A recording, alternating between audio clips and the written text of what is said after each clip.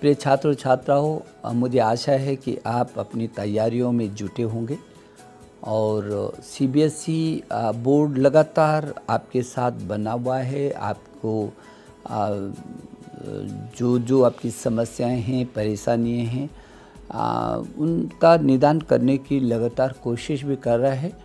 अभी लगातार मेरे पास जो सूचनाएं आ रही थी और आपसे जो लगातार संवाद भी मेरा हो रहा है, तो आपके सामने पहली समस्या तो ये थी कि उन स्कूलों में जाकर के वहाँ परीक्षा देनी पड़ेगी, बहुत दूर हैं। तो ये दूसरी जगह जो सेंटर होते थे, उन दूसरी जगह सेंटर होने के को भी निस्तारित करके पहला निर्णय सीबीएसई बोर्ड ने ये कहा था कि वो आप अपने ही स्कूल में आपका सेंटर होगा। तो ये काफ़ी कुछ सहूलियत आपको मिली होगी कि अब आपको दूसरी जगह, दूसरे केंद्रों पर परीक्षा देने के लिए नहीं जाना पड़ेगा।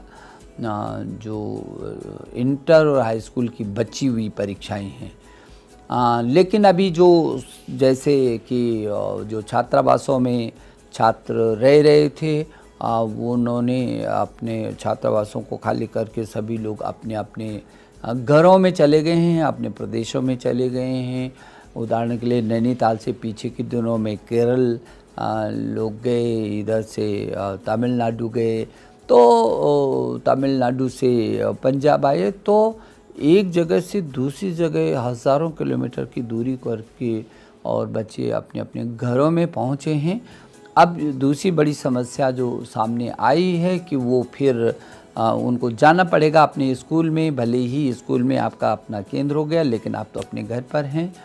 और अभी चाहे वो केबी का हो, चाहे वो नवोदय स्कूल के भी लगभग 3000 छात्रों को बहुत सुरक्षित इस बीच हम घर तक पहुंचा पाए थे। तो ये सब की समस्या को देखते हुए अभी सीबीएसई बोर्ड ने ये निर्णय लिया है कि जो छात्र अब जिस जनपद में जहाँ पर है, उसको अपने संबंधित स्कूल को सूचना देनी पड़ेगी कि वो उस जनपद में है और उसको उसी जनपद में परीक्षा देने की अनुमति दी जाए।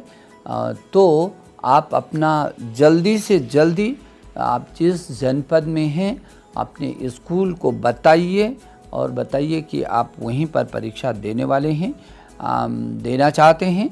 तो सीबीएसई बोर्ड ये कोशिश कर रहा है कि हर हालत में आपकी सुविधा के अनुसार उसी जनपद में आपको परीक्षा देने की अनुमति होगी। जून के प्रथम सप्ताह में आपको अपने स्कूलों से लगातार संबंध करना पड़ेगा, ताकि जून के प्रथम सप्ताह में आपको ये पता चल जाएगा कि कौन से आपके जनपद के कौन से स्थान पर आपको परीक्षा देनी है। तो अब आप बहुत चिंतित मत रहिए, ये भी बहुत अच्छा निर्णय आपके पक्ष में हो गया। आप निश्चिंत होकर के पढ़ाई करिए। और मैं अभिभावकों से भी कहना चाहता हूँ कि उनको काफ़ी मानसिक दबाव रहा होगा, चिंतित रहे होंगे कि अब जब परीक्षाएं होंगी तो बच्चों को सैकड़ों किलोमीटर, हज़ारों किलोमीटर दूर किस तरीके से वो जाएगा और फिर कैसे करके परीक्षा को देगा। तो आपकी भी ये चिंता कम हुई है। अब आप पूरी तन्मयता के साथ छात्र के साथ जुटे होंगे, मुझे आशा है। और मेरे छात्र छात्राएं, मुझे आप पर बहुत गर्व महसूस होता है कि आप बहुत अच्छे तरीके से, बहुत मस्ती के साथ आपने इस समय को बहुत अच्छे तरीके से प्रयोग में लाई हैं। आप अच्छे तरीके से उसका आपने उपयोग किया, बहुत अच्छी तरीके से आपने सब लोगों के साथ हंसी खुशी के माहौल में, मस्ती के माहौल में अपनी पढ़ाई भी शुरू की और अपने को सुरक्षित भी रखा है और अपने परिवार को भी आपने सुरक्षित रखा है। तो मैं फिर आपको शुभकामना दे रहा हूँ कि जो अगला एक के बाद एक, एक के बाद एक, एक के बाद एक जो आपके पक्ष में ये निर्णय हो रहे हैं, ये आप इनसे खुश तो होंगे ही, लेकिन उन निर्णयों को अपनी और अच्छी योग्यता बढ़ाने की दिशा में आप और मेहनत कर रहे होंगे। मुझे आशा है, भरोसा भी है आप पर कि आप बहुत जो आपके प्रश्न पत्र होने वाले हैं भविष्य में, उसको बहुत अच्छी तरीके से आप देंगे। मैं एक बार फिर आपको शुभकामना देता हूँ।